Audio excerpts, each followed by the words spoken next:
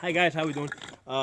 Today I want to talk to you guys a little bit about this upcoming gun rights rally in Virginia on January 20th, and I want to share some thoughts with you guys. I see a lot of guys getting all gun ho. They're going to go up there. They're going to have their guns. They're going to, really make a show out of it.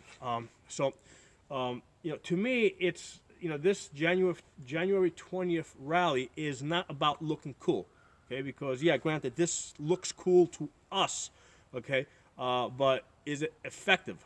Okay, well, consider what is effective. If this is the reason why January 20th was chosen is because it's lobby day in Virginia, and the purpose of the lobby is that you go and you talk to legislators and you tell them how you feel. Okay, so you know, numbers is what really counts. Okay, this, although it looks cool, may not be as effective. So let me take this off. Okay, and let's concentrate on what's going to be effective, because that's what we want. We want results. Okay, this isn't about looking cool, and this isn't about planning about what will we do if we fail. Let's plan on not failing. Okay, let's plan on being successful, because my understanding is that if we can flip two of the Virginia Democrats over to our side, they're not going to be able to pass any of this new gun legislation that the governor's trying to push through. So I think that should be our goal, to try and flip at least two legislators to our side. Okay, and the way we're going to do this is with numbers, not with guns. Okay, we need numbers. A thing for you guys to consider. Okay, because if I show up there and I got one gun, or if I got 10 guns on me, or 3 guns, or whatever, I'm still one person, okay, regardless of how many guns I may have on me and how cool I might look, okay.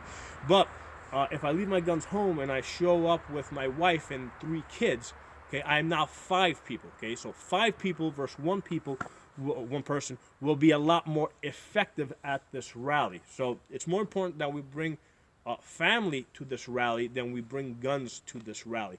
So, just ask yourselves: are you more likely to bring your family, your kids? Okay, if you know that there's going to be a lot of guys, let's say like me with the gun over there, or are you more likely to bring your family if you know that there's guys like me with my family over there? And I'm going to guess that most of you are more likely to bring your wife and children, okay, or your husband and children, if you know that I'm showing up there with my kids rather than with my guns. Okay, so again, this is about being effective. It's about getting things done. It's not about it's not about considering what we're going to do if we fail. Let's not plan on failing. Let's try and plan on succeeding. And what we need to do right now is flip at least two legislators. Okay. Now another thing to consider is that you've got a lot of other politicians around the country looking at this event, and again, they're looking for numbers. Okay, guns. The guns are not going to mean anything to somebody, a politician on the other side of the country. Seeing a lot of people show up there with their families, that's going to be something that they can relate to. Okay, because that's what they look for. They look for those votes. Okay, so these people are chasing votes, they're chasing populations. Somebody like Trump. Okay, now granted, I understand fully that Trump, at his heart, is really not a pro-gun rights person. Okay, in fact, I don't even think he's anything about individual rights. Okay, Trump is an authoritarian. Okay, he's about being the boss. About having everybody in their place, doing their thing, working. Okay, so he believes in that hierarchy. Okay, so that's what he really believes in. And individual rights, individual freedoms, they really don't aid him in his idea of how society should function. Okay, so I understand that completely. Okay, Trump is not pro gun rights, still pissed off at him about the bump stock ban and all that. But that said, Trump is also a populist. Okay, he chases the population. The population is what got him to where he is now. And he knows that in order for him to make the changes that he wants, even after the election, he's going to need the support of the at least the Republicans in the Congress, again, those other congressmen, those senators, and those House members, they're looking at what how the population feels, which way they're going. So we absolutely need to show numbers. Numbers is more important than guns. I mean, what do we want from Trump at this point? I mean, the best thing that I think that we can get out of Trump is basically him to come out and say that, you know what, he's not getting involved.